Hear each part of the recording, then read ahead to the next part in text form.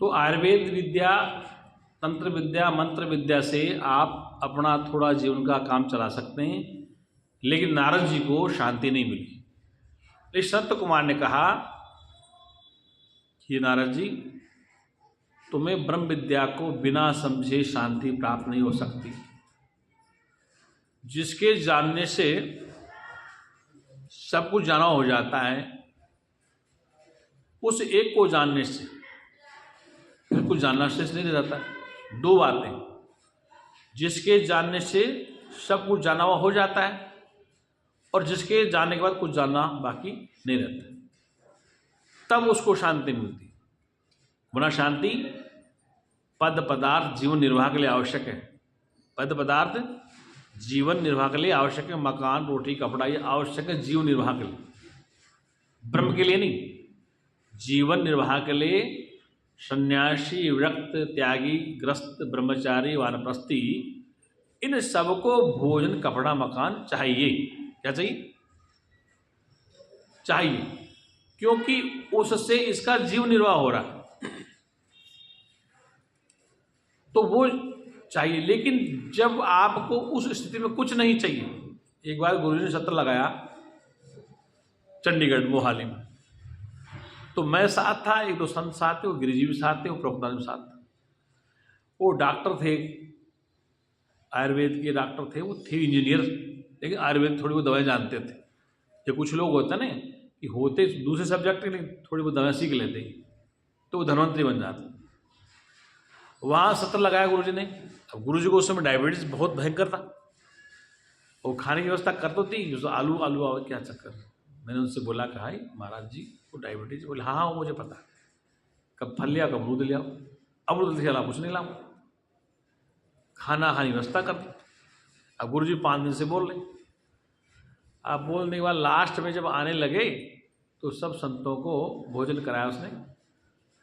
तो मैं चाय कॉफी नहीं पीता उस समय, तो मैं पराठा खा रहा था और दूध मेरे हाथ में था, गिलास।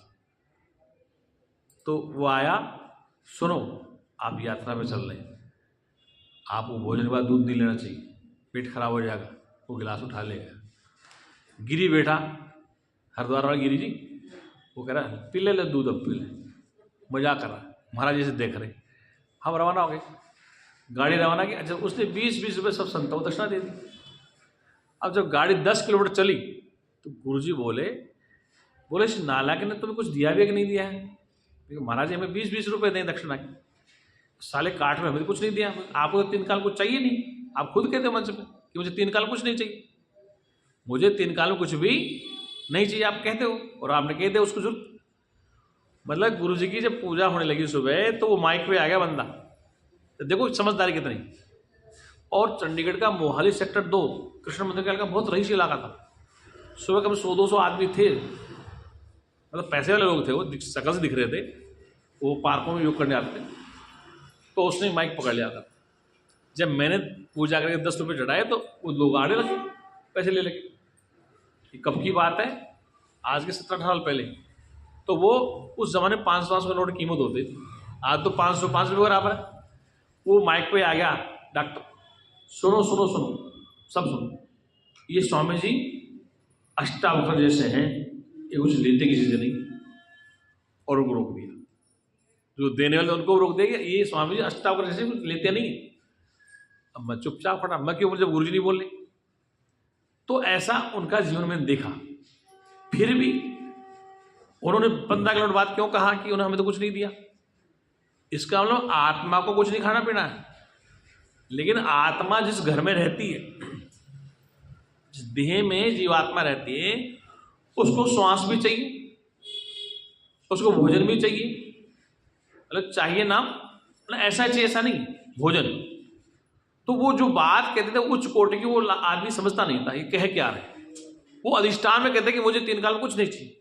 मतलब आत्मा को वास्तव में 3 काल में वो तृप्त आत्मा, नहीं वही आत्मा जीवात्मा और मतलब देह में है, उसको श्वास भी, दवाई भी, भोजन भी, पानी भी, वस्त्र भी, आवास भी, सब चाहिए।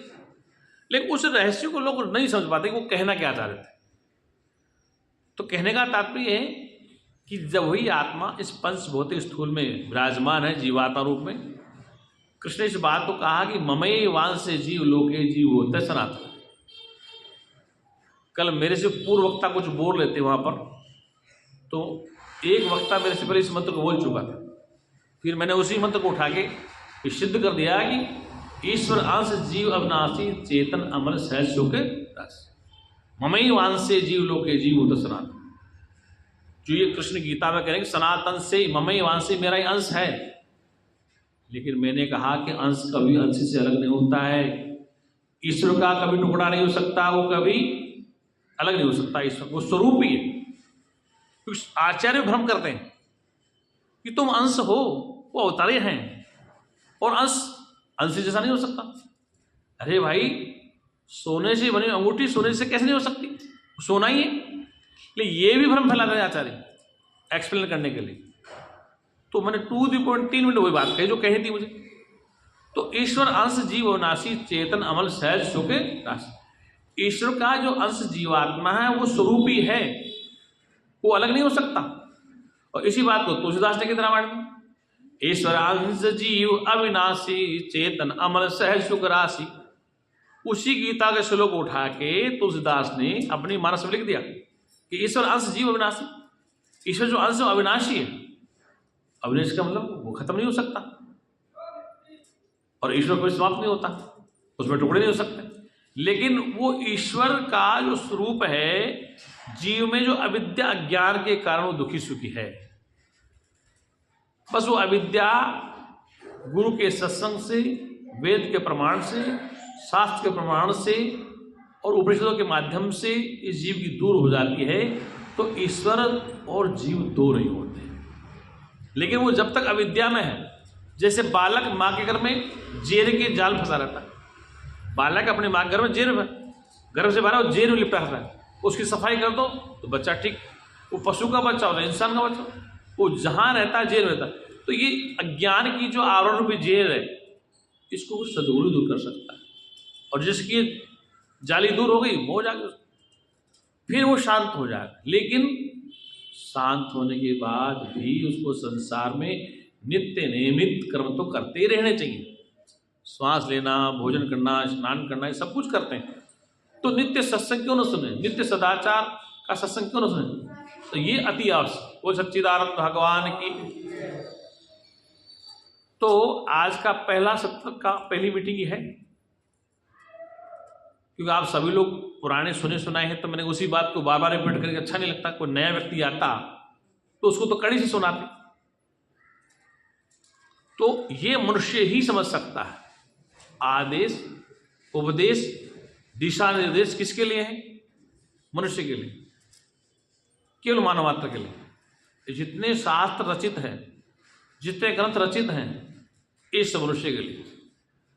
और मनुष्य ही अपने आप को बंधन में मानता है, और वो सत्संग के द्वारा ही बंधन तोड़ सकता है। तुलसीदास की रामायण कहती, बहु काल करो सत्संगा बिनई प्रयास मोह होय, कि बहुत काल तक। देखो, जब कपड़ा गंदा हो जाए, 4-5 दिन पहन लें, तो कई बार मैं कपड़ा किसी को दे देता हूँ धोने के लिए, तो कई बार मैं सोचता हूँ पता नहीं साफ करेगा नहीं करेगा, मेरे हिचकिचा रहता है। तो मैं उस कपड़े को 2 दिन 3 दिन पहनूँ, तो उस कपड़े को अच्छी तरह साबुन लग जाए, ब्रश लग जाए, तो कपड़े की गंदगी साफ हो जाती है। लेकिन उसके मेहनत करनी पड़ेगी, ज़्यादा समय तक कलर को, कप को, पॉकेट को रगड़ना पड़ेगा, तब मेल साफ होगा। और हमने सर्फ में डाल दिया, खंगाल दिया, तो साफ नहीं होगा।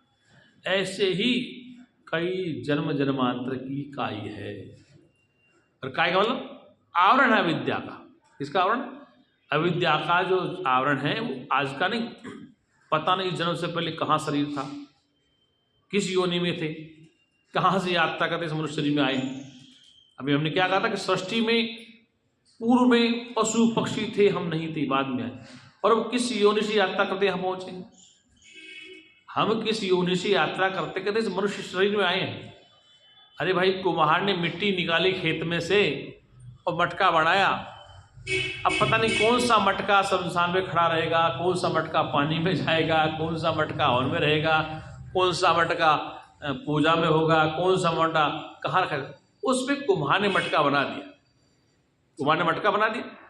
और मटका जो खरीदने वाला है उस मटके में जल डालेगा या घी रखेगा या सब्जी बनाएगा या उसको शमशान में ले जाएगा और या उसको पूजने मंदिर में रखेगा। तो उसमें कुम्हार ने अपना काम कर दिया। अब मटके का अपना भाग्य क्या है, वो किसके घर में जाएगा, इसको कहते हैं भाग्य। अगर वो मटका किसी किसान के घर में जाएगा तो किसान के घर में दूध दही रखा जाएगा, उसमें दूध और दही रखा जाएगा। किसी सेठ घर में जाएगा तो उसमें आचार रख लेगा और किसी के जाएगा तो पानी रख लेगा और किसी की मृत्यु होगी वहाँ जब वो शमशान में रखा जाएगा।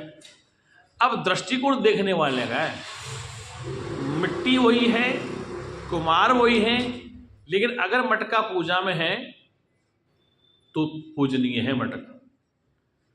कोई मटका सब्जी में है तो ज़्यादा पूजनीय, वही मटका शमशान में है तो उस दिन तो पूजन लेता हो। सबके मन में उस मटके के प्रति भी शुभ विचार नहीं होता।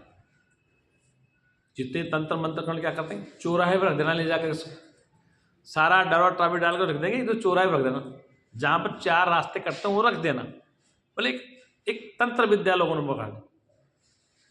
तो कहने का तात्पर्य उसको फिर अरे ये दृष्टि आ गई ना, वही कुम्हार वही मिट्टी, भाव अलग अलग है। कि चौराहे पर रखा गया मटका उसका भाव हमारा अलग है, और जो शमशान में रखा मटका उसका भाव अलग है, और जो पूजा में रखा उसके प्रति हमारा भाव अलग है। पूजा के कलश को शक्कर को कितनी हिफाजत से रखते हैं, बड़ी श्रद्धा से रखते हैं, उसको हाथ में हिलते हैं, पूजा का है, पूजा का है। और उसी को शमशान रखें तो क्या हाल लगा, उसी कोई वैल्यू नहीं, बस ऐसे मुरझे हुए दिल से उदासीन मन से रख देते हैं। तो उसमें कुम्हार की गलती, मटके की कोई गलती नहीं, गलती दृष्टि की है कि हमारी दृष्टि कैसी।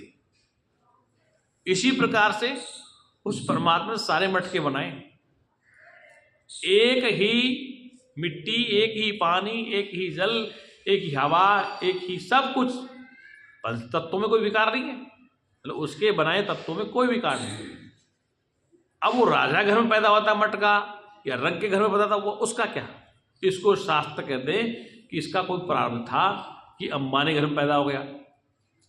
मिट्टी भी वही, हवा भी वही, जल भी वही, आकाश भी वही, अग्नि भी वही, पंच तत्वों से बना शरीर। अब कहते हैं कि इसका भाग्य प्रारब्ध है कि सेठ घर में पैदा हो गया। अब दूसरा कहता है इसका दुर्भाग्य कि मजदूर घर में पैदा हो गया, किसी जज का बेटा बन गया, किसी डॉक्टर का बेटा बन गया। अब इसको शास्त्र एक संतुष्टि देता है हमारे को, साफ बात। वेद शास्त्र संत एक संतुष्टि देते हैं, क्या देते हैं कि तुम्हारे को शुभ कर्म थे कि तुम राजा घर में पैदा हो, तो अंबानी के यहाँ गए, कुछ शुभ कर्म किया था, उस कर्म का फल तुम्हें प्रारब्ध मिल गया, ये संतुष्टि दे दी। किसी और से कहा कि तुमने कोई कर्म ऐसा किया था जिससे तुझे गरीबी मिली, संतुष्टि दे दी। किसी डॉक्टर का लड़का पैदा हो गया, कुछ शुभ कर्म था कि डॉक्टर के यहाँ पैदा हो गया, इसका प्रारब्ध था, कर्म किया था।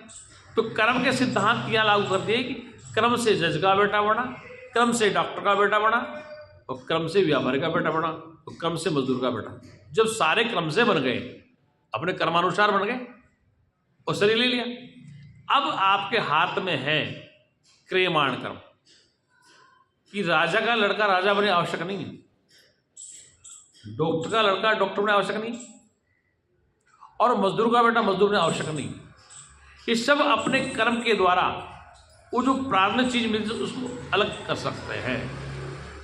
अपने जो प्रारब्ध में चीज मिलती प्रारब्ध में, उसको क्रियमाण क्रम से बदल सकता है। एक मजदूर का बेटा पढ़ लिख के डॉक्टर, इंजीनियर, प्रोफेसर, आईएएस बन सकता है, और एक प्रोफेसर का लड़का डाकू बन सकता है, एक जज का बेटा डाकू बन सकता है। अब ये उसके हाथ में नहीं। अब इसे क्या कहेंगे कि प्रारब्ध था तो उसके कारण वहां हुआ। अगर वो शराब पीता है, जुआ खेलता है, तो फिर क्या कहते हैं इसका कर्म खराब है, इसलिए इसका ये हुआ। अब इसको हम क्या समझेंगे कि किसी के घर में गरीबी, किसी का अमीरी, किसी का भोजन कैसा, किसी का वस्त्र कैसा, किसी का आवास कैसा, किसके माता पिता कैसे, ये सब प्रारब्ध निश्चित। लेकिन अब तो तुम्हें मनुष्य देही मिल गई, अब तो बुद्धि का विकास है, तो अब आप क्रियमाण कर्म के द्वारा, क्रियमाण कर्म के द्वारा अपने कर्मों को ठीक करके आप डॉक्टर, इंजीनियर, बैरिस्टर, वकील बन सकते हैं। ये आपके हाथ में। जज का बेटा डाकू बन सकता है, क्योंकि व्यवस्था में नहीं था। इसलिए अपने कर्मों के अनुसार ये व्यवहारिक सत्ताएं बदलती रहती हैं। क्या होती? आज वो झोपड़ी में बैठा है, कल वो महल में जा सकता है। जो आज महल में है, कल वो झोपड़ी में जा सकता है। ये अपने हाथ में हो गया। जैसे ऋषि लोग जंगल में रहते हैं। जैसे कल वहाँ चर्चा चल रही थी गुड़गांव में कि यहाँ पर 20 साल पहले कुछ भी जंगल था, अभी आबाद जंगल था। वो चार्टेड अकाउंटेंट भैया जी वहाँ आए, उन्हें वहाँ पर आके, और आज वहाँ पर आसपास में ज़मीनें आसमान छू रही। क्या उनका पदार्पण हो गया, संस्थाएं चलने लगी, संगत आने लगी, तो आसपास की ज़मीनों के भाव बढ़ गए। क्योंकि जहाँ कहा जाता है कि जहाँ पर अच्छे लोग पहुँच जाते हैं, वो आसपास का माहौल भी ठीक हो जाता है। जैसे 2004 में रामदेव जी ने जमीन ली थी, पतंजलि योगपीठ बनाया था। उसके मुहूर्त मतलब भूमि पूजन में मौजूद था। वहाँ पर भूमि पूजन में मैं मौजूद था, जिससे मैं यहाँ बैठा हूँ, यहाँ 2 शब्द, यहाँ रामदेव जी बैठे। अब उन्होंने 2 मुख्यमंत्री बुला ली भूमि पूजन पे। एक तिवाड़ी जी को बुला लिया, एनडी तिवाड़ी, एक मुलायम जी को बुला लिया। तिवाड़ी जी किसी काम से नहीं आ पाए, मुलायम सिंह जी आगे। हम सब संत मंच से बैठे हैं, और मुलायम सिंह जैसे मंच पर चढ़े, रामदेव जी स्टेज से खड़े हो गए और जाके मुलायम सिंह के पैर छू दिए। किसी कर दी? मुलायम जी के पैर छू दिए। सारे संत बड़े आक्रोश, उसमें तो कुछ भी नहीं कहा। उन्होंने भोजन के लिए बोला, जो जितने मंडल से सबने भोजन कैंसिल कर दिया। बोले महाराज बात क्या है? अखबार में लगा दिया कि रामदेव का बहिष्कार किया गया। किस कारण से किया गया? कि इन्होंने धर्म सत्ता का अपमान करवा दिया, राज सत्ता के सामने अपमान करवाया। तब फिर दूसरे से माफ़ी मांगी, भाई मेरी गलती होगी, आज के बाद ऐसा नहीं होगा। तो उसको पता नहीं था। तो कहने का तात्पर्य है कि जब से उसने भूमि पूजन किया, उस इलाके की ज़मीनें बहुत महंगी हो गई। अब तो वहाँ ज़मीनें नहीं मिल रही, अब तो वहाँ पे ज़मीनें ही नहीं मिल रही। तो कहने का अर्थ है कि जहाँ जहाँ महापुरुषों के पदार्पण होते हैं, गुरुजी ने जब वो जगह ली थी वहाँ पर, कहाँ पर? अपने वैराग्य में, तो कहते थे बेटा इसमें जगह नहीं मिली कमरे बनाने की, इतनी भीड़ हो जाए कि यहाँ जगह भी नहीं मिली। और आज पूरा वैराग्य भर गया पूरा। आज तुम्हें भी जगह नहीं कमरा बनाने जल्दी से, नीचे कोई जगह नहीं।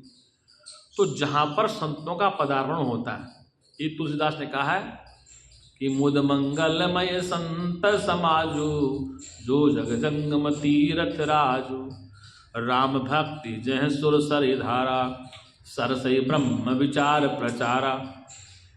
मुद मंगलमय मतलब ये मुद मंगलमय, मंगल देने वाला है संत समाज, जो जग जंगम तीर्थ राजू, तो इस जगत में घूमता फिरता तीर्थ प्रयागराज, प्रयाग, उज्जैन, नासिक, हरिद्वार तो एक जगह स्थिर है। लेकिन तुलसी ने कहा कि मुद मंगलमय संत जो जग जंगम तीर्थराज, इस जगत में घूमता फिरता तीर्थराज है।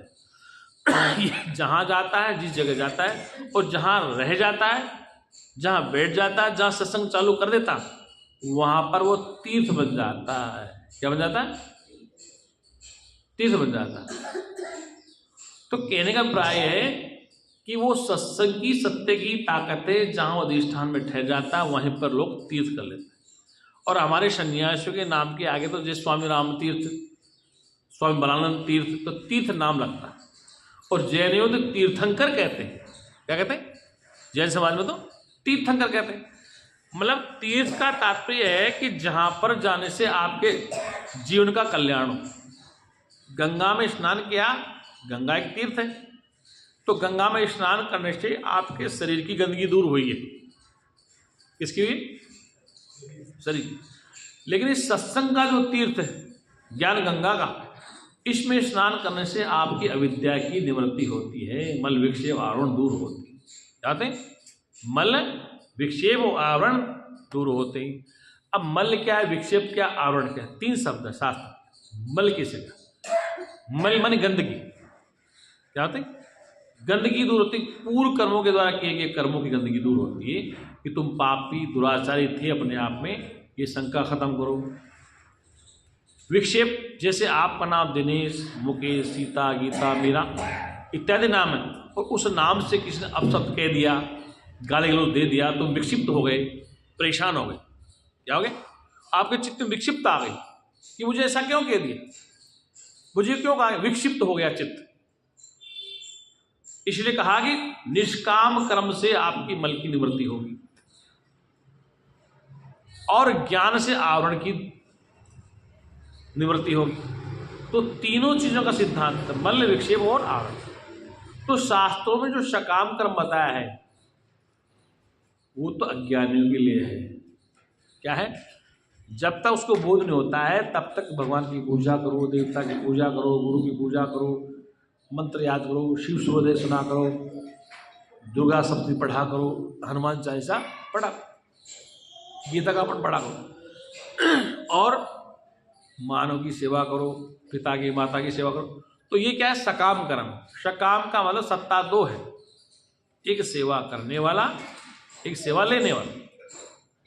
तो जहां पर दो सत्ताएं, सेवा देने वाला और सेवा लेने वाला, इन दोनों सत्ताओं में अहंकार बना हुआ है कि मैं सेवा करता हूं, मैं सेवा लेता हूं।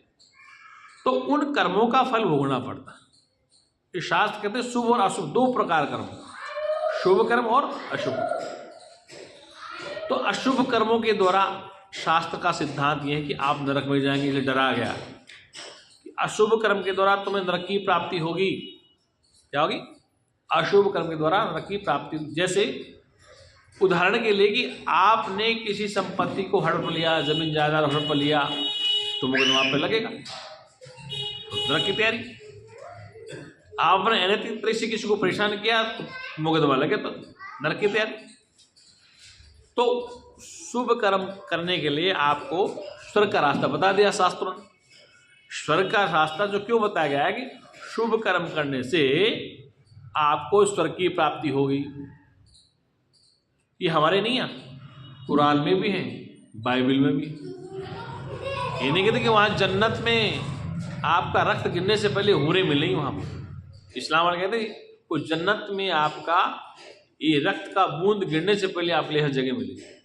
हमारे कृष्ण क्या कहते गीता में अर्जुन से कि अर्जुन, यदि तो इस युद्ध को जीत गया तो वसुंधरा का राज्य भोगेगा, वसुंधरा मानी पृथ्वी का राज्य भोगेगा, और यदि तू वीर गति को प्राप्त हो गया तो स्वर्ग में जाएगा।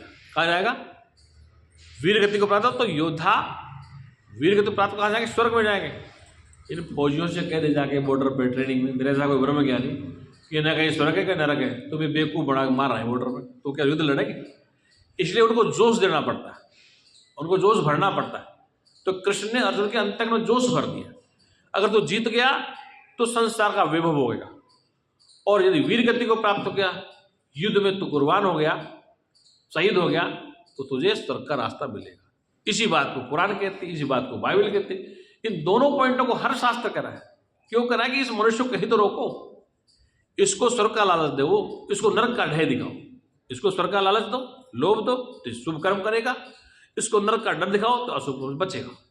ये बाइबल भी कहती है, कुरान भी कहती है, और हमारा वेद भी कहता है, और गीता में भगवान स्पष्ट कहते हैं। ये स्वर्ग नरक, स्वर्ग का लोभ और नरक का भय पशु पक्षियों को नहीं दिया जाता। शेर रोजाना कत्ल करता है। कौन? शेर है, जंगल में रोजाना मारता है भेड़ बकरियों को, हिरण को, तो क्या वो नरक जाएगा? जो सिंह राज है, जंगल का राजा कहते हैं सिंह को। क्या राजा बनने के लिए किसी पंडित जी को ले गए थे कि आज से तिलक कर रहे हैं, आज से राजा रहेगा जंगल का, इसको क्या राजा बना दिया जाएगा? क्या कोई मंत्र पढ़ते हैं? नहीं, वो अपने विल पावर से राजा है। किससे? अपने विल पावर से। उसके पास विल पावर भी है और हथियार भी दिए प्रकृति ने। विल पावर कितनी हो, विल पावर कुत्ते में होती है, लेकिन हथियार उसके पास नहीं है उस जैसे, इसलिए वो अपने विल पावर से राजा बनता है। तो ये स्वर्ग और नरक का जो भय दिया गया है मनुष्य को दिया गया। किसको दिया गया? क्योंकि सत्संग मनुष्य के लिए, आदेश उपदेश मनुष्य के लिए। तो स्वर्ग और नरक का जो भय दिया गया है वो मनुष्य प्राणी को हर दर्शन में दिया गया है, चाहे वो इस्लाम का ग्रंथ हो, चाहे वो ईसाइयों का हो, चाहे सनातनियों का, ये दिया गया है। और उसको दिए बगैर इस संसार के प्राणी काबू में आने वाले हैं नहीं।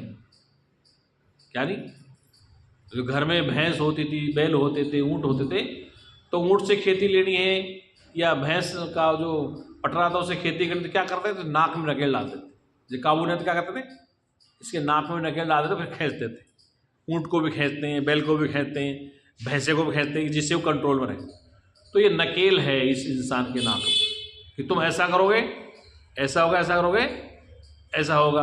बात समझ में आ रही? इसलिए शास्त्र ने भय भी दिया है और शास्त्र ने लोभ भी दिया है। ये जितने व्यापारी है ना, इनको जितने संत आचार्य लोभ देते, अब कुंभ का मेला चलेगा ना, तो मेरे संपर्क में कई संत हैं और रात भर तो सोने नहीं देते, ये मंत्र का जाप करो, ये अभिषेक करो। और वो लाला तो दोनों का पैसा कमाने डरते, ये मंत्र का जाप करो। तो कई लोग तो महाराज रात में सोने नहीं थे, महाराज ने ये मंत्र पढ़ो, ये मंत्र पढ़ो। इनको सबको लाइन में रखाते हैं। कुंभ के मेले में सब लालाओं को लाइन में रखा के आचार्य सब, ये काम करो, ये काम करो। और निकाले वो गड्डी 10-10 लाख 20 लाख फटाफट दो, महाराज महाराज निश्चित रूप से तुम्हारी स्वर्ग की प्राप्ति। और जो दोनों का पैसा लाला कमाता है उसको पता है कि मैंने चोरी कर रखी, दे दो, क्या पड़ रहा है, क्योंकि भय दिखाया दिया गुरु जी ने भय दिखाया कि अगर तू ऐसा नहीं करेगा महाकुंभ में तो तू नरक गति को प्राप्त हो जाएगा, अधोगति में जाएगा। तो सेठ जी फिर डर रहे हैं। फिर क्या करते हो, हमारे पास ऐसा कोई सेठ नहीं है, हमने सबको निर्भय बना रखा, हमें सबको निर्भय बनाया। अब है हमें 10-20 लाख गड्डी नहीं रहा, लेकिन मेरे मित्रों को देते हैं, मैंने आंखों से देखा। मतलब कुंभ मेले जाता हूँ तो ऐसे देखता हूँ, वो मैं चुप, हंसना मत आप, मुझसे कहते आप मत बोला बड़ी बात, मेरे सामने ऐसे गड्डी दे देते, देखो सेठ जी कैसे काम रहे, 10-10 लाख 20-20 लाख, लो महाराज लो महाराज। मैंने कहा जीव क्यों बर्बाद दो। बोले महाराज ये संसार तुम्हारे ज्ञान से नहीं चलने वाला है। क्या कहते हैं, ये ब्रह्म ज्ञान से जगत काबू में आने वाला नहीं है, इनको डराना भी बहुत जरूरी है। ये डरेंगे नहीं ना, ये कुंभ का मेला कैसे चलेगा, ये लंगर कैसे चलेगा। तो उनको स्वर्ग का सपना दिखा दे। कौन, अब वो उनसे पूछो, मुझसे तो बात वो कैसे चल रही है मैं बता रहा हूँ कि वो उनसे पूछो, मुझसे मत, मैं तो बता रहा हूँ। नहीं मैं कह रहा हूँ कि मैंने आंखों से देखा, मेरे मित्रों को देखा मैंने। क्या कह रहे हो, ऐसा ही हो रहा है। हाँ। तो कहने का तात्पर्य कि उस जीव को भय दिया गया। क्या दिया गया, भय बिन प्रीत न होई। तो भय बिन प्रीत न होई, जब तक गुरु का भय न हो, पिता का भय न हो, पुलिस का डर न हो, जज का डर न, तो कोई काम नहीं करे। जज का डर पुलिस को लगता है, जज तो सबका मालिक है ना, जज सब जज है, उससे पुलिस भी डरती है, उससे नेता भी डरते हैं, फट आदेश देगा जेल बंद कर। तो भय दिया गया, पुलिस का डर, इसलिए भय दिया गया। और जब निर्भीक बना दिया गया, तो जब आपको इस रहस्य का पता चल गया, इस राज को खोल के बता दे गया राजविद्याओं को कि स्वर्ग और नरक कहने वर को है, कल्पना है। तुम्हें न कहीं स्वर्ग जाना है न कहीं नरक जाना है, तुम जहां हो वही मुक्त हो। तो फिर 1,00,000-10 लाख कौन देगा दान? नहीं, कोई नहीं देगा, जो है।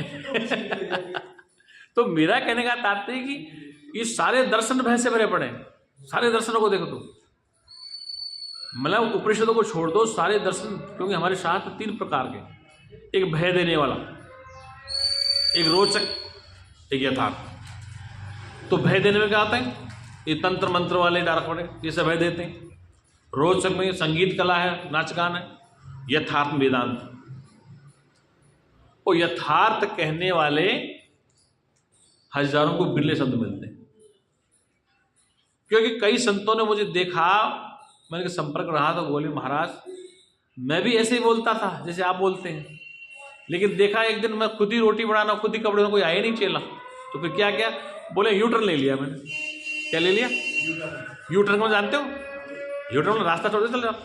और यूटर्न लिया मैंने, 5 साल में देखो 20 लाख तो गाड़ी ले ली, इतना बड़ा आश्रम कर लिया, इतनी कर लिया। तो निकल बोले मेरे यूटर्न लेना पड़ा।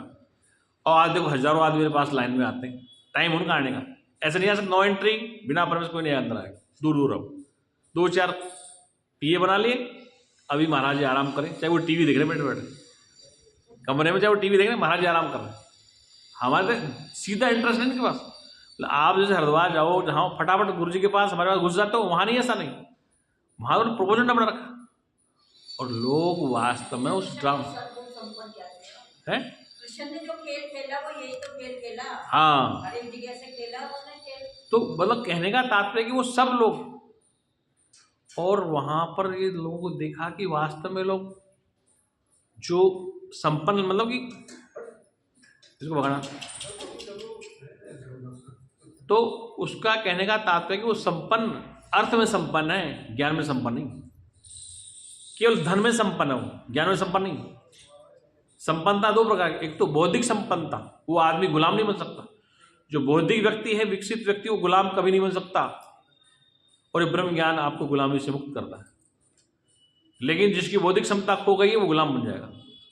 इसलिए आपो दीपो भाव है, अपने दीप स्वयं बनो, अपनी रोशनी स्वयं जलाओ, जल के फिर बोल लो। इसलिए तुलसीदास ने कहा, क्या कहा, पराधीन सपन्यु सुख नाही, करी विचार देखो मन माही, पराधीनता दुख महासुख जग में स्वाधीन, तुलसी सब होत है अपने ही आधीन। अब कितनी अच्छी बात तुलसीदास की, लेकिन ये कथावाचक इसको खोलते नहीं। पराधीन दुख महा सुख जग में स्वाधीन। अब स्वाधीन क्या है? अपने स्वरूप में ठहरना स्वाधीनता है। पराधीनता अपने से अलग किसी की सत्ता को स्वीकार करना, अपने से अलग किसी की सत्ता को स्वीकार करना, उससे कुछ अपेक्षाएं रखना, उससे कुछ मांग रखना, वो पराधीनता है। तुलसी सब सुख हो तब नहीं हादिन। पराधीनता दुख महा, जैसे मान लो कि आपको हनुमान उपासना लगा दिया, 4 बजे उठ के उपासना करने हनुमान जी की, गुरु जी ने कह दिया, तो तुम्हें 4 बजे से पहले चिंता हो जाएगी, 4 बजे की हनुमान जी सुहाना, फिर कुछ प्राप्त तो नहीं हुआ, वो चिंता हो गई।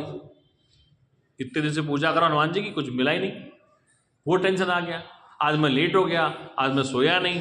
तो तुमने पूजा क्या, आपने तो एक लफड़ा पाल लिया पूजा करने का, कि 4 बजे उठा नहीं, आज मैं विलंब से हो गया, आज मेरी आरती रही, आज वहां नहीं हो। तो पराधीनता दुख मां सुख जग में स्वाधीन, सुख जग में स्वाधीन, अपने अधीन, अपने स्वरूप में ठहरने से आनंद मिलता है। इसलिए करी विचार देखो मन माही, करी विचार देखो मन माही, अपने मन में विचार करो कि क्या सुख पराधीनता में है या स्वाधीनता में है। पराधीनता में नहीं है, सुख स्वाधीनता में। जब बच्चा कमाने वाला हो जाए, पैसा कमाने बड़ा हो जाए, तो वो माता पिता के पास रहना पसंद नहीं करता, वो स्वतंत्र रहना पसंद करता है। कोई कोई बालक है जो माता पिता के पास रह सकता है। अगर बच्चा संपन्न हो गया तो वो क्या करेगा, अब पराधीनता खत्म, माँ बाप की गुलामी नहीं करेगा, अब अपना स्वतंत्र रहेगा। अब बीवी गुलामी चालू कर देगा, माँ बाप को छोड़ा और उसकी गुलामी चालू कर देगा। तो वो पराधीनता समझता है कि यहाँ रहूँगा तो मेरी आज़ादी को दखलंदाजी होगी, मेरी बीवी की आज़ादी खत्म हो गई। इस गांव देहात में है घूंघट पल्ला, आज भी घूंघट पल्ले आज भी करीब खत्म हो रहे हैं, फिर भी वो ये चाहते कि मुझे अलग रखो, यहाँ मत रखो, मेरे अलग से व्यवस्था करो, शहर में ले चलो, वहाँ चलो, यहाँ मेरा जी घुटता है। क्या मतलब कि वो पराधीनता में नहीं रहना चाहती। हर जीव स्वतंत्र रहना चाहता है, कोई प्राणी पराधीनता में रहना नहीं चाहता। पराधीनता में कोई प्राणी रहना नहीं चाहता, फिर भी वो रहना तो नहीं चाहता लेकिन रखना चाहता है। रहना तो नहीं चाहता पराधीनता, लेकिन रखना जरूर चाहता है। ये भी तो मेंटलिटी है ना, कि हम पराधीनता में नहीं रहना चाहते, रखना तो चाहते हैं। चाहे नौकर क्यों न रख लें, हम स्वतंत्र हैं अपने आप में, लेकिन हम पराधीन में नहीं रह सकते, फिर भी तो पराधीनता रखना चाहते हैं। किसी को हमारा अनुचर हो, देखभाल करने वाला हो, या सेवक हो, तो उसको तो सेवक सुख चाहे मान भिखारी, व्यसनी शुभ गति व्यभिचारी। सेवा करने वाला कभी चैन से सो सकता है? उसको 10 बजे में सो गया, पानी लाना, वो बेचारा गहरी नींद में है, अब मालिक का आदेश से पानी पिलाना पड़ेगा। अगर जवाब दो तो सुबह नौकरी छूट जाएगी, सुबह नौकरी से बर्खास्त हो जाएगा। अब वो क्या करे? तो पराधीनता सुख महा सुख जग में स्वाधीन, तुलसी सब सुख होता अपने ही आधीन। अपने स्वरूप में जानने से ही आपकी स्वतंत्रता मिल सकती है। और अपना स्वरूप क्या है? अपना आत्माराम, अपना आत्माराम, अपना सत्य चेतन, वही तो है। इसलिए एक घड़ी आधी घड़ी आधि में पुनियाद, तुलसी संगत साध की, तो कटे कोटि अपराध। एक घड़ी का सत्संग हो, एक में आधी घड़ी का सत्संग हो, आधि में पुनियाद हो, तुलसी संगत साध की, कटे कोटि। करोड़ों अपराध जाने अनजाने में आपसे हो गए हैं, आप अपने को पापी, दुराचारी, व्यसनी, पता क्या क्या मान बैठे, लेकिन सत्संग में वो संबल है, वो ताकत है, जिस अग्नि के पास जिसको तुम डालो वो अग्नि जला के खाक कर देती। अग्नि के पास तुम जो कुछ डाल दो, कपड़ा, लकड़ी, सब, वो अपने जैसा बना लेती। ऐसे ही ज्ञानी महापुरुष उसको अपने जैसा बना लेता है। संत और पारस में बड़ो अंतरो जान, संत और पारस में बड़ो अंतरो जान, लोहा कंचन करे वो कर ले आप समान। संत और पारस, पारस का नाम सुना लेकिन देख नहीं है अपना। आपने देखी पारस? सुना नाम कि कहते हैं संत लोग पारस सोने, लोहे को सोना बना देती है। लेकिन सुनो, पारस, हाँ, पारस संत में बड़ो अंतरोजान, वह लोहा कंचन कर लो कर लिया आप, वो संत अपने जान। तो पारस नाम किसका? पारस नाम पारखी का है। पारखी मानी जो ज्ञानी है, तो उसके पास जो जाएगा वो अपने जैसा बना लेगा। उसके पास जो जाएगा वो अपने जैसा बना लेगा, क्योंकि वो अभी अंधकार में था। जैसे संत के पास ज्ञानी के पास जो अपने जैसा बना लेगा, जैसे आग जला करके अपने जैसा बना लेती है, ऐसे ही तत्ववेता ब्रह्मवेता ज्ञानी उसका भय खत्म करके उसको अपने जैसा बना लेते हैं। लेकिन ऐसा बनने के बाद उस जीव की स्थिति क्या होती है? जो पर्दा था, जो कान कायदा था, तो गरिमा थी, सब खत्म करनी पड़ती है गुरु के सामने। गुरु की स्थिति खत्म कर, गुरु चेला नाम रूप मिथ्या हो गया। अब उसमें क्या होगा? एम ब्रह्मास्मि तत्त्वमसि, मैं हूँ वही तू है। इसलिए गुरु जी तुम ही खाना बना दो, तुम ही चाय पिला दो, तुम ही बर्तन धो दो, तुम ही कमरा साफ कर दो, तुम ही टॉयलेट साफ करा दो, तुम ही कमरे धुलवा दो। अब ये क्या हुआ? तो बड़े महाराज जी करते भी थे। अरे अब मैं क्या करूँ, बड़े हो चाहे छोटे, में बता रहा हूँ। पहले जो था ना आश्रम, जो पहले था खड़गड़ी पे, हाँ, वहाँ खूब करते थे। नहीं, मैं क्या कह रहा हूँ, ये तो कहना चाह रहा हूँ कि जब आप में हमें भेद खत्म हो गया, तो भोजन तुम ही बना दो, तुम ही सफाई कर लो, तुम ही चाय पिला दो, चाय पे गिलास तुम छोड़ दो, गुरुजी साफ कर देंगे, तो ये भेद खत्म हो गया। हंस क्या रहे हो? मैंने तो रसोई बंद कर दी अलग से। सुनो मेरी बात, मैं पीछे कमरे में जो रहता था उसमें रसोई थी मेरी, मतलब मेरी क्या तो बनी बनाई थी, तो मैंने उसमें गैस चूल्हा रख लिया। चलो भाई कोई आदमी आते हैं तो वो चाय बना दे दे। अब लोगों ने जब चाय पी के बर्तन वहीं छोड़ना चालू कर दिया, क्या कर दिया? कप गिलास सब। अब मेरे पास कोई सर्वेंट तो था नहीं, अब क्या देखे भाई, साफ तो करना है। उसके बाद मैंने क्या किया, रास्ता है रसोई बंद कर दी। वो महाराज जी आपकी रसोई बंद, अब रसोई मुझे नहीं बनानी। मैंने 15 साल देख ली रसोई बना करके, अब मैं बिना रसोई के रहता हूँ, जो वहाँ से बनता है वहीं से जो खाता हूँ। तो क्यों समस्या आई? क्योंकि चाय सबको चाहिए, वो भी सबको चाहिए, लेकिन वो बर्तन में छोड़ जाता था, जैसे गुरु जी के पास कोई सर्वेंट लग रहा। इसलिए बाद में मैंने उस चाय की दुकान को बंद कर दिया। अब जो वहाँ बनती है लंगर में, घंटा बजेगा, चाहे सुबह और शाम ले और पड़ते बता। फिर भी वहाँ भी स्थिति ठीक नहीं, वहाँ पर भी लोग छोड़ जाते हैं, भोजन की थाली छोड़ जाते हैं, भोजन के गिलास छोड़ जाते हैं, क्योंकि आदत घर में बनी है ना। घर में पत्नी है, माँ है, बहन है, वो धोती रहती है, तो वहाँ भी लोग सोचते हैं यहाँ भी कोई वहाँ बहन आई होगी, लेकिन वहाँ तो बुढ़े बुढ़े हैं सब, कौन वहाँ बहन बैठा हो धोने के लिए। तो कहने का तात्पर्य है कि अपनी सेवा स्वयं करनी चाहिए, उसको कहते हैं स्वयं सेवक। क्या कहते हैं? स्वयं सेवक। अपनी सेवा खुद करो, अपना काम खुद करो, तो कोई भार बनो किसी पे। जब तक हाथ पर हिलते हैं तो अपना काम खुद को करना चाहिए। वो अलग चीज़ है कि श्रद्धा से पुत्र बहू पिता आपसे कुछ कह दे, अलग चीज़ है, लेकिन शहरों में तो हालात खराब है। शहरों में तो बच्चा जब स्कूल जाता है, उसकी बच्चे की माँ कपड़े धोती है, फिर बड़ा हो गया तो खाना वाना मम्मी बनाती, फिर और बड़ा गया तो पत्नी है कि वो कपड़े धोती है, वो खाना बना देती। और हम जितने गाँव के बच्चे पढ़े लिखे, हम सारा काम जानते हैं। शहरी के बच्चों में से गुण नहीं है। जो ग्रामीण क्षेत्र के लोग आए ना, वो बाहर रहते थे, बाहर पढ़ते थे, बाहर खाना बनाते, तो उनमें सारे गुण हैं। लेकिन शहरी बच्चों में मैंने कम देखे। अच्छा, वो ज़्यादा कहा पढ़ने वाला बच्चा क्या, अरे 5,000 किसी को दे देंगे, रोटी बना ले, कपड़े धो जाएगी, तो वो संपन्न। तो कहने का अभिप्राय है कि यदि आप अपना काम स्वयं करेंगे तो उसका आनंद ही कुछ और होगा। अपना स्वयं का काम खुद करोगे ना, तो लेकिन आपका उसमें वो होना चाहिए, काम करने का मन, जिज्ञासा होना चाहिए। ये तो काम पसंद नहीं आता, खुद बनाओगे, एक तो हाथ पर एक्टिव रहेंगे। ये भी एक योग है। ये आदमी खा के सो जाता है, तो कुछ काम नहीं करना चाहता जब तक शरीर चलता है, क्योंकि ध्यान रखना, ये चमड़े की मशीन है, लोहे की नहीं है। इसमें लोहा बाद में पड़ जाता है। जब चमड़े की हड्डी उड्डियाँ नहीं काम करती, फिर लोहे की राड पड़ानी पड़ती। लेकिन जितनी हड्डियाँ चलती रहेंगी, चमड़ा घिसता रहेगा, ये सही रहेगा। और यदि इसको हमने रेस्ट दे दिया तो इसके पुर्जे उर्जे सब जंग खा जाएंगे। इसलिए जब तक चले, वो अलग चीज़ है कि प्रकृति ने जवाब दे ही दिया, आपका शरीर ठीक नहीं रह सकता, तो उसको आगे ज़्यादा मत घसो, चले दो, फिर भी काम करते रहना। वो सच्चिदानंद भगवान की। मैं तो कई बार सत्संग में कहता हूँ कि 25 साल पुरानी कैसेट सुनी, देखी मैंने, ये बहनें ऐसी की ऐसी ही तीनों की तीनों, त्रिदेवी। मतलब 25 साल पहले भी ऐसी ही थी, आज भी ऐसी, न मोटी होती न पतली होती, जहाँ वही हो गई। ये गलत नहीं कह रहा मैं, अरे मैं क्या कह रहा हूँ, काम इतना काम नहीं इनके पास, लेकिन ये अपने आप को खाने में फिट रखती।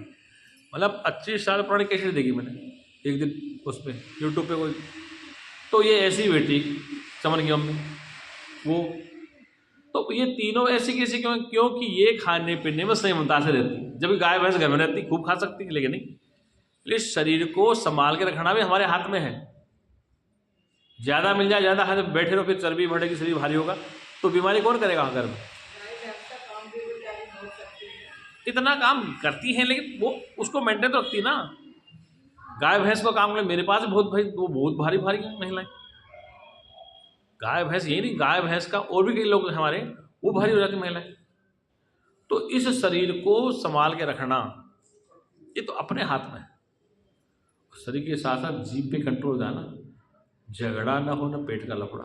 ये जीभ लड़ा भी देती है, जीभ स्वाद में फंसा भी देती है। ये लड़ा भी देगी, अब सब बोलते झगड़ा, और ज़्यादा स्वाद है तो शरीर का लफड़ा। जीभ अगर गलत बोलेगी तो झगड़ा होगा, और ज़्यादा स्वाद है तो फिर शरीर भारी हो जाएगा, फिर और लपड़ा, फिर चलने में दिक्कत हो जाएगी। बोल सच्चिदानंद भगवान की। इसलिए ये मनुष्य शरीर का जो पहला और आखिरी उद्देश्य क्या है कि कुल मिला के उसको शांति चाहिए। क्या चाहिए? शांति। वो हर कर्म में, हर क्रिया में शांति ढूंढता है। हर कर्म और हर क्रिया में शांति को ढूंढता है।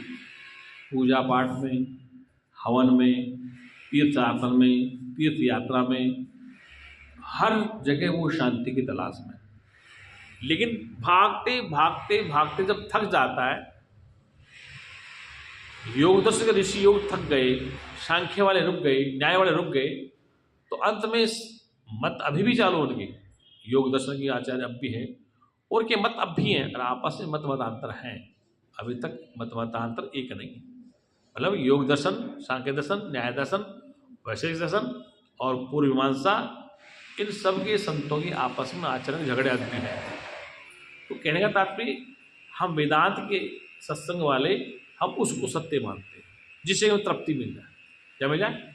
जिस ज्ञान से हमें शांति मिल जावे, जिस ज्ञान से भागा दौड़ना, गुरु जी कहते हैं जब पाना और खोना समाप्त हो जाए, ऐसी स्थिति आ जाए जिस पाना और खोना, अब ये करना है तो वो पाना है, अभी खोना तो उसमें द्वंद है।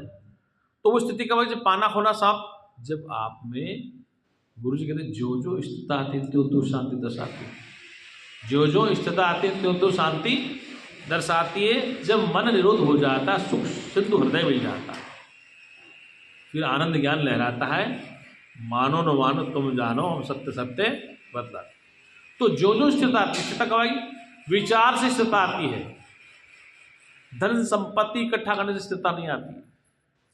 विचारों की स्थिति को समझने से, ज्ञान की स्थिति से अस्थिरता आती है, वरना आदमी स्थिर नहीं हो सकता। वेद के ऋषि कहते हैं रीति ज्ञानान न मुक्ति। जिते ज्ञानान न मुक्ति, कि ज्ञान के अतिरिक्त कोई मुक्ति का रास्ता नहीं। इसलिए कहा ज्ञानादेव तू केवल, तुम केवल ज्ञान को ही समझो, उसी को जानना है।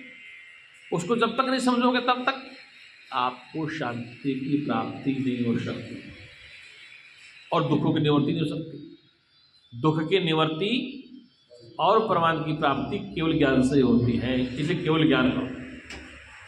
अब ज्ञान क्या है? एक बौद्धिक ज्ञान है, एक व्यवहारिक ज्ञान है, लौकिक ज्ञान है, परमार्थिक ज्ञान है। तो हमें बुद्धि ज्ञान तो है, डॉक्टर बन गए, इंजीनियर डॉक्टर बन गए, प्रोफेसर बन गए, लेकिन क्या डॉक्टर को, क्या प्रोफेसर को, इंजीनियर की शांति है? डॉक्टर को, प्रोफेसर को, इंजीनियर या जज को शांति है? नहीं, क्योंकि शांति वो जानता नहीं। संसार के वस्तु पदार्थों को संग्रह करना ही शांति नहीं है। संसार के भौतिक वस्तु पदार्थों को संग्रह करना शांति नहीं है। वो वस्तु पदार्थ रहे भी, आपके पास है भी, फिर भी आप अशांत हैं। तनख्वाह भी आ रही, पेंशन भी आ रही, किराया भी आ रहा है, मकान भी अच्छा है, बच्चे भी अच्छे, क्या शांति है? कहीं ना कहीं है। बच्चा आज्ञाकारी नहीं है, पत्नी आज्ञाकारी नहीं है, दामाद ठीक नहीं है, पुत्र ठीक, तो कई समस्याएं। तो शांति कैसे मिलेगी? ये सब कुछ होते हैं भी, ये निश्चय करोगे तो होता रहेगा। जब दशरथ जी ने आदेश दिया कि प्रातःकाल होते ही अयोध्या का राजा मेरा बड़ा पुत्र राम बनेगा, ये कहा रामायण वालिकरण, और उस राम का जैसे ही प्रचार हुआ तो कैकेयी ने श्याम को ही दशरथ को घेर लिया। ऐसा नहीं हो सकता महाराज, ऐसा नहीं हो सकता प्रभु, आपने जो मुझे वचन देते उनको पूरा करो। तो बताओ, गृह क्लेश हो गया ना, पति पत्नी, राजा रानी झगड़ा हो गया ना, उस झगड़े के कारण राम का वनवास हुआ, वचन में फांस लिया। तो झगड़ा कहाँ नहीं हुआ? महाभारत काल में चलो, जेल में कौन किसको डालता है? अगर तुम्हारे बच्चे आपको जेल में डालते पकड़ के, वो तुम्हारे पुत्र हैं। देवकी और वसुदेव को जेल में डाला, देवकी वसुदेव को जेल में डाला, किसने? कंस ने डाला। कंस कौन था उनका? देव का भाई था ना। तो कहने का तात्पर्य क्या वहां शांति थी जेल में? यही जेल थी वो, और वहां पर 9-8 संतान के पैदा हुई। क्या खाना पीना जेल में था, और हर संतान का वध किया गया, हर संतान का वध किया गया। तो बताओ क्या शांति थी? इसलिए कहने का तात्पर्य कि शांति तो समस्या ही है। फिर तुम जेल रहो चाहे बेल पे रहो, जेल में हो चाहे बेल, जब तक समझ में नहीं आए तब तक शांति नहीं मिल सकती। तो सच्चिदानंद भगवान की, सत्य सनातन धर्म की। इसलिए सकाम कर्म और निष्काम कर्म, निष्काम सकाम कर्म का चैप्टर हो गया। अब निष्काम कर्म बताते हैं। निष्काम का शाब्दिक अर्थ है कि जिसमें कामनाएं आपकी न रहे, आपको फल की इच्छा न रहे, कर्म करे फिर रहे अकर्मी, ऐसी युक्ति बतावे, संतोष सो शत्रुभाव जो आवगमन।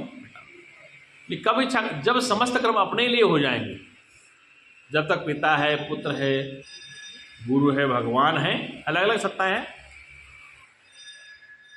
तब तक तो आपको सकाम कर्म ही चलेगा।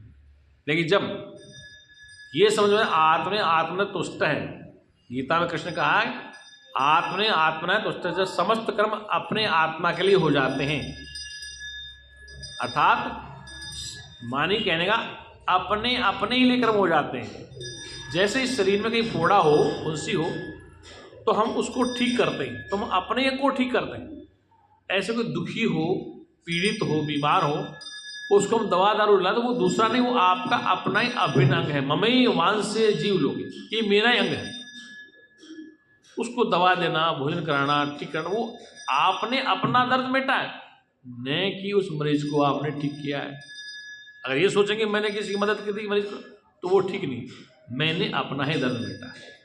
ये स्थिति निष्काम कर्म की, मैंने अपना ही दर्द मिटा, अर्थात उसको बुखार था, उसको दर्द था, उसको पीड़ा थी, उसको भूख थी, तो मैंने उसकी हेल्प नहीं की, उसमें बैठ के भोजन मैं ही तो कर रहा हूँ।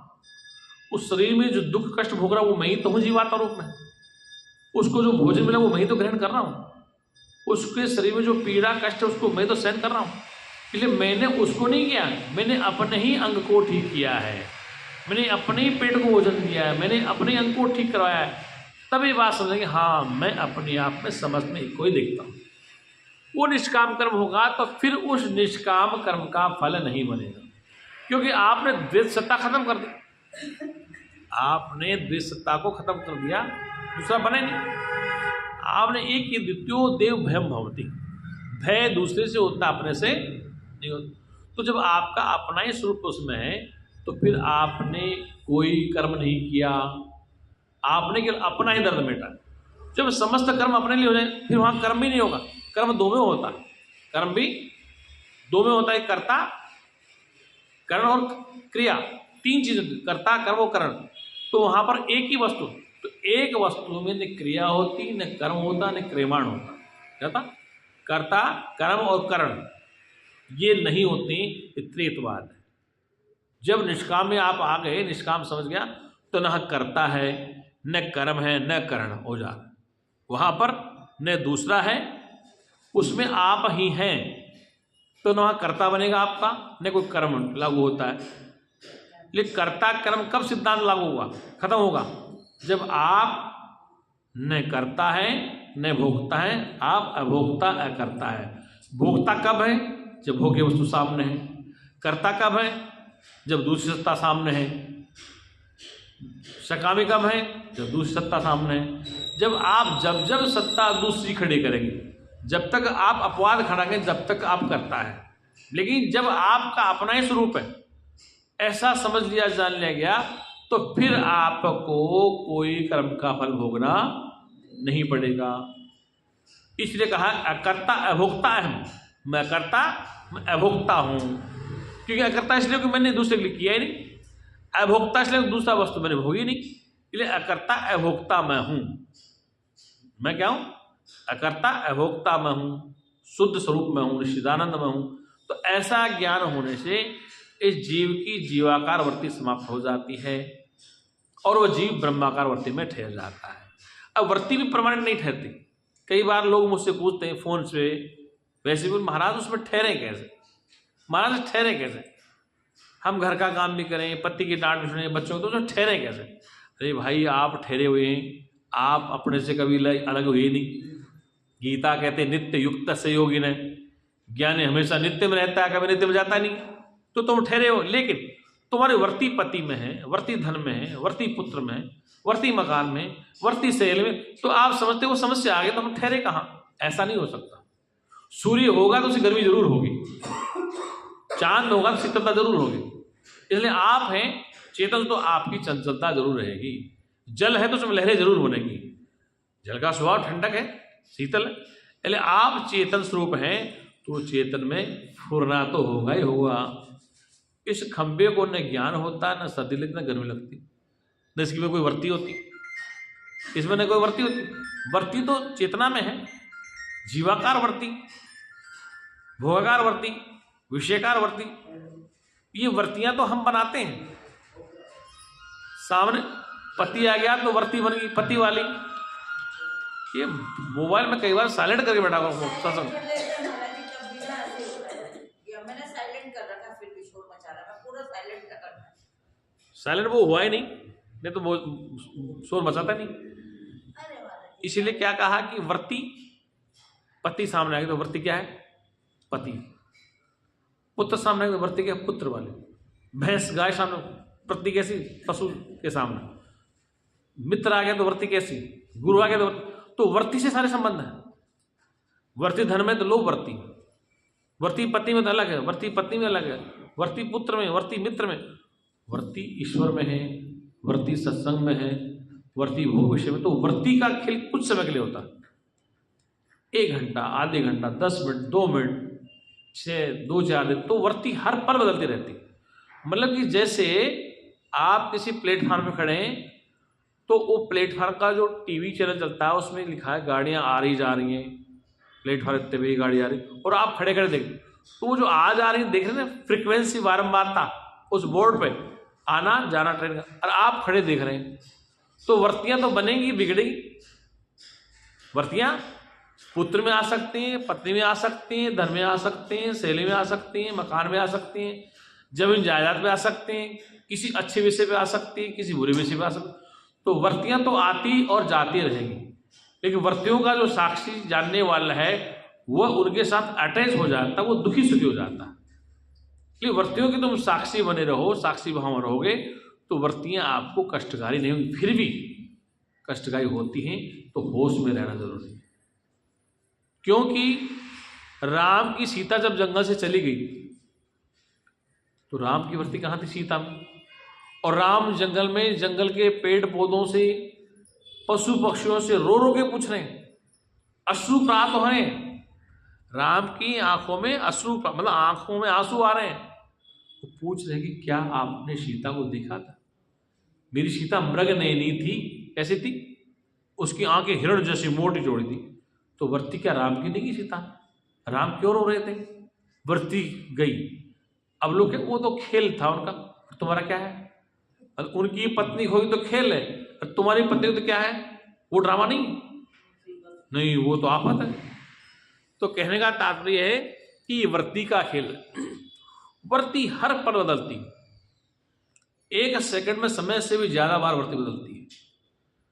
लेकिन वर्ती की तुम साक्षी जानने वाले हो, वर्ती के साथ अटैच करोगे तो फिर दुखी हो। वर्ती से फिर भी सावधानी जरूरी है, क्योंकि आग के समीप रहकर आप अपने को बचा, क्योंकि वर्ती और तुम पास पास में हो, दूर नहीं हो। मैं और मेरा यार एक गली में रहते हैं, फिर भी दर्शन को तरसते हैं। मैं और मेरा यार एक गली में, मैं कौन? मैं जीवात्मा, परमात्मा, मेरा यार ये रहने वाला जीवात्मा, मैं ईश्वर और मेरा जीवात्मा एक ही गली, मतलब इसी अंतकण में रहते हैं। क्या? अंगुष्ठ मास हृदय में जीवात्मा निवास कर। तो मैं शुद्ध ब्रह्म, मेरा यार जीवात्मा एक ही गली में, मतलब गली कौन सी? इसी हृदय में रहते हैं, फिर भी दर्शन को तरसते हैं। तो गुरु जी क्या कहा करते थे? अगर भगवान से मिलना है तो खुद को मारना पड़ेगा। क्या? और भगवान को हमसे मिलना तो खुद भगवान को मरना पड़ेगा। ये बात बहुत गहरी कह गए थे वो। यदि भगवान से मिलना तो खुद को मरना पड़ेगा, तो भगवान हमसे मिलना तो खुद को मरना, अर्थात दोनों का नाम रूप हटेगा तब तुम्हारे दर्शन होंगे, वरना नहीं हो सकता। लोग समझते कैसी भाषा बोलते हैं गुरुदेव? यदि भगवान को भी तुमसे मिलना हो तो मरना पड़ेगा, आपको भी बढ़ा से। इसलिए आप अपना नाम रूप हटाओ और वो अपना नाम रूप हटावे। सन्मुख हो ये जीव जब मोही, ये जीव जब सन्मुख हो जाए मेरे, सन्मुख का तात्पर्य है कि आप मुझे देख रहे हैं, मैं आपको देख रहा हूं। ये सन्मुखता नहीं है, ये तो विमुखता है। सन्मुख का तात्पर्य है कि इसमें देखने वाला उसमें देखने वाला एक ही है, दूसरा नहीं है, तब सन्मुखता हो। और फिर सारे पाप कट के खत्म कर। और जब तक सन्मुखता का भाव न समझे तब तक हम भगवान के सामने आंख में इसके गिड़गिड़े खड़े, क्या चैन मिल जाएगा? सन्मुख हो जीव जब मोही, ये राम की वाणी है कि मेरे सन्मुख जब जीव हो तो लोग समझते भगवान के चरण में पहुंचो, भगवान की पूजा पाठ करो। नहीं, अरे वो कहना कुछ और चाह रहे हैं। सन्मुख का तात्पर्य कि जो चेतन आत्मा मुझ में है वो तुझ में है, लेकिन इधर भी वो चेतना, उधर भी वो चेतना। चेतन कभी दूसरा बना ही नहीं है, चेतन ही चेतन को जानता है। इसलिए जड़ है ही नहीं, चेतन ही चेतन। बोल सच्चिदानंद भगवान। इसलिए चेतन ही कहा है शास्त्रों में। हाँ बोल। वृत्ति का जो हटाने का बताया कि दृष्टा बनो, इसको थोड़ा सा और सरल करें। हाँ, इसलिए मैं कह रहा हूँ आपसे, अब देखो आपकी वर्ती आज सत्संग में आ गई, कई महीनों से आप आए शायद, क्योंकि वर्ती घर में समस्या में लगी रहती। घर की अनेक समस्याएं ग्रस्त के सामने, बच्चों की है, दामाद की है, लड़की की, अनेक समस्या। तो वर्ती जब तक वहाँ, जब तक आप दुखी रहे। और आज आपके दिमाग में यार पोस्टर आपके पास गया होगा, सुना होगा, तो आज वर्ती सत्संग की होगी। तो अब वर्ती सत्संग में आ गई तो आप 1 घंटा सुन रहे हैं, 2 घंटा, तो आपको वर्ती के साथ थोड़ा सुख मिल रहा है। और वही वर्ती ग्रस्त में जाएगी तो दुखकार है। वर्ती सुखाकार है, वर्ती दुखाकार है। सुख कब मिलेगा? जब आप अपने में लौटोगे, सत्संग में लौटोगे, स्वरूप में लौटो, तो वर्ती सुख देगी। और ये वर्ती संसार में लगेगी तो दुख देगी। अब ये भी नहीं हो सकता तुम 24 घंटे सत्संग सुनो या 24 घंटे स्वरूप में ठहरो। स्वरूप में तो आप हर पल हैं। वृत्ति 24 घंटे एक जगह नहीं ठहरती। आप वृत्ति को एक सेकंड नहीं रोक सकते। सत्संग सुनते सुनते वृत्ति आपकी पत्नी में चलेगी, बच्चे में चलेगी, घर में चलेगी, तो वृत्ति दौड़ती रहती। वो वृत्ति जाने दो। वृत्ति कब जाएगी? जब आप दुखी कब होंगे? जब वृत्ति के साथ चिपक जाए। वृत्ति जा रही है, जाने दो। समस्याएं सबके सामने आते हैं, तो वृत्ति कितने जो समस्या आज के 10 साल पहले थी आज नहीं, और आज वो कल नहीं रहेगी। इसलिए जीवन में मनुष्य की समस्याएं आती और जाती रहती, और हर समस्या का समाधान हो जाता, फिर उसके बाद और बड़ी समस्या आ जाती। जैसे मान लो कोई बंदा दिल्ली में आया, यहाँ कारोबार चालू किया, अभी मकान किराए में रह रहा है। उसकी वृत्ति खूब पैसा कमाओ और मकान अपना बना ली। क्या कर ले? उन्होंने खूब मेहनत की, रात दिन करके अपना मकान बना ली। अब बना लिया इतना जिसमें 40-50 गज बना लिया। अब उसकी वृत्ति शांत नहीं। पड़ोसी को 200 गज का मुझे छोटा मिल गया, फिर वो वृत्ति दौड़ाता, फिर भागता, फिर 200 गज का ले लिया। फिर देखते हैं यार 200 गज का ले लेंगे, इस इलाके में ठीक नहीं है, वो साउथ दिल्ली में चले। तो वृत्तियाँ कभी सुख नहीं देती। इनको जितना दौड़ाओगे वृत्तियों को, उतनी दुखदाई है कि वृत्तियों को अपने स्वरूप में ठहराओ। इस संसार के काम ऐसे चलते रहेंगे। इस शरीर के साथ जो संबंधी हैं, रिश्तेदार हैं, उनमें पैदा भी होंगे, उनमें मरेंगे भी, वो छल भी करेंगे, कपट भी करेंगे, सब कुछ होगा। क्या होगा? इस शरीर के जितने रिश्ते नाते, माता पिता से अनेक भाई बहन बने, उनमें आपस में प्यार मोहब्बत रहे या न रहे, कोई पैदा हो रहे हैं, कोई मर रहे हैं, कोई झगड़ रहा है, कोई कुछ कर रहा है, कोई मेरा हिस्सा खा रहा है, कोई तुम्हारा हिस्सा खा रहा है, ये हिस्से विस्से सब चलते रहेंगे। लेकिन ध्यान रखना, अपने हिस्से को मत भूल जाना। अपना हिस्सा कौन सा? अपने हिस्से में तो सच्चिदानंद परमात्मा ही आया है, उसी का ख्याल करना। कि उधर वृत्ति दौड़ाओगे तो दुखी होगे। हालांकि इतना तो चाहिए जिसमें कि आपका अपना गुजारा हो जाए। इतने भी पागल मत बनो। लेकिन वृत्ति अगर उधर जाती तो ज़्यादा दुखदाई होती। इसलिए वृत्ति को ब्रह्माकार बनाकर एक ही रास्ता है, हर बार सत्संग ब्रह्म का ही सुनते जाओ। वो सच्चिदानंद भगवान की, सत्य सनातन धर्म की